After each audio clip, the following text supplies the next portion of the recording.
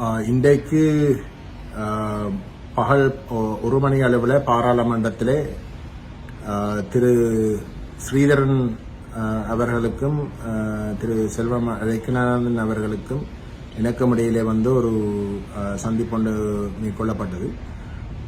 அந்த சந்திப்பு உண்மையிலே இதுக்கு முதல் நான் எடுத்த ஒரு முயற்சியிலே தனித்தனியாக நான் அவர்கள் இருவரையும் சந்திக்க வந்த கட்டத்தில் நாங்கள் 3 தரப்பும் சேர்ந்து சந்திக்கிறதுக்குரிய ஏற்பாடுகள் செய்ய வேணும் என்ற ஒரு இணக்கப்பாட்டு எடுக்கப்பட்டது.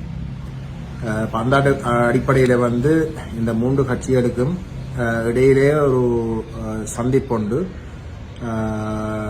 மேற்கொள்வதற்குரிய திகதியை குறிப்பிடுவதற்கான ஒரு சந்திப்பை தான் இன்றைக்கு மேற்கொள்ளப்பட்டது. அந்த வகையில் வரப்போகின்ற 25ஆம் தேதி ஜனவரி மாதம் சனிக்கிழமை இந்த 3 கட்சிகளும் ஒரு பொதுவாக சந்திக்கிறதுக்கு இணக்கம் தெரிவித்திருக்கின்றன. அந்த 25ஆம் தேதி சந்திப்பில் அந்தந்த கட்சிகள் யாரை கொண்டு வர வேணும் என்று விரும்புகிறதோ அவர்கள் அந்த தரப்புகளை சேர்த்து கொள்ளலாம். காரணம் இந்த வரப்போற 25ஆம் தேதி ஒரு ஆக்கப்பூர்வமான சந்திப்பாக அமைய வேணும் என்பதற்காகவும் விசேஷமாக அரசியலமைப்பு சம்பந்தமாக கடந்த தேர்தலில் இந்த 3 தரப்புகளுக்கும் தமிழ் மக்கள் தமிழ் தேசிய ஆணையை வழங்கியிருக்கின்ற நிலையிலே அந்த ஆணையை முழுமையாக பிரதிபலிக்கக்கூடிய ஒரு பொது நிலைப்பாட்டொன்றை ஏற்படுத்துவதற்கு தேவைப்படுகின்ற பிரதிநிதித்துவத்தை உறுதிப்படுத்துகின்ற நோக்கத்தோடு தான் அந்த சந்திப்பு மேற்கொள்ளணும் என்று நாங்கள் இணங்கினோம். அப்ப அந்த சந்திப்பு சில வழியில ஒரு சில கட்சிகளுக்கு வேறு வேறு கட்சிகள் ஒரு கூட்டாக இருக்கின்ற இடத்துல அந்த தனித்தனி கட்சிகளுடைய பிரதிநிதித்துவத்தை உறுதிப்படுத்த வேண்டி இருக்கலாம், அல்லது பாராளுமன்ற உறுப்பினர்களாக இல்லாத நிபுணர்களை சேர்க்க வேண்டிய ஒரு தேவை ஒன்று இருக்கலாம். அந்த வகையிலே அந்த அனைத்தையும் உறுதிப்படுத்தக்கூடிய வகையில் அவர்களுடைய அந்த ஒவ்வொரு கட்சியினுடைய பிரதிநிதித்துவம் அமையலாம் என்ற ஒரு இணக்கப்பாடும் ஏற்பட்டது. அதே சமயம் ஒரு தரப்பு ஒரு விடயத்தை எழுப்பினார். அதாவது கஜேந்திரகுமார் பொன்னம்பலம் பாராளுமன்றத்தில் ஒரு உறுப்பினரை கொண்ட ஒரு கட்சியை சார்ந்தவர். அப்படிப்பட்ட ஒரு நபர் இந்த முயற்சிகளுக்கு தலைமை வகிக்க இயலாத என்ற ஒரு கருத்தொன்று பேசப்பட்டதாக எங்களுக்கு சொல்லப்பட்டிருந்தார்.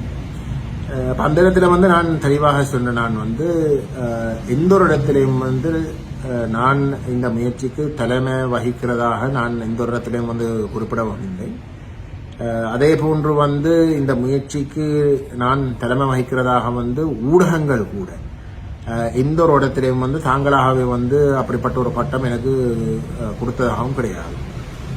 மாறாக நான் வெறுமனே ஒரு ஏற்பாட்டாளர் மட்டும்தான் செய்யப்பட்டது. அதுக்கு காரணம் தமிழ் தேசிய மக்கள் முன்னணி இந்த தேர்தலுக்கு பிறகு ஒரு விடயத்தை உணர்ந்தது. இந்த தேர்தலுக்கு பிறகு வடகிழக்கை பிரதிநிதித்துவப்படுத்துறதுக்கு 19 தமிழ் பாராளுமன்ற உறுப்பினர்கள் பாராளுமன்றத்தில் இருக்கிறார். ஆனால் அந்த 19 பேர்ல அறுதி பெரும்பான்மை என்றது 10. இவருக்குமே எந்த ஒரு கட்சிக்கும் 10 ஆசனங்கள் கிடையாது. அதுவும் விசேஷமாக தமிழ் தேசிய நிலப்பாட்டை பிரதிநிதித்துவப்படுத்துறதுக்கு குறைஞ்சது 10 உறுப்பினர்கள் இன்றைக்கு பாராளுமன்றத்தில் இருக்கிறோம்.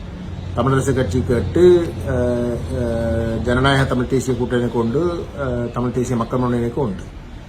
ஆகவே நாங்கள் தமிழ் தேசிய நிலப்பாட்டை பிரதிநிதித்துவப்படுத்துகின்ற கட்சிகள் என்ற வகையிலே எங்களுக்கு இடையிலே நாங்கள் ஒன்றுபட்டால் ஒரு பொது நிலப்பாட்டுக்குள்ளே நாங்கள் வரக்கூடியதாக இருந்தால் வடகிழக்கில் அறுதி பெரும்பான்மை அம்பசம் தான் இருக்கின்றது. இன்றைக்கு பாராளுமன்றத்தில் அரசாங்கத்துக்கு 3/2 பெரும்பான்மைக்கு மேலதிகமான ஆசனங்கள் இருக்கு. அவர்கள் சில வழியிலே விரும்பினால் அந்த பெரும்பான்மையை வைத்தும் இன்றைக்கு மக்கள் மட்டத்தில் அவர்களுக்கு இருக்கக்கூடிய செல்வாக்கையும் வைத்து அவர்கள்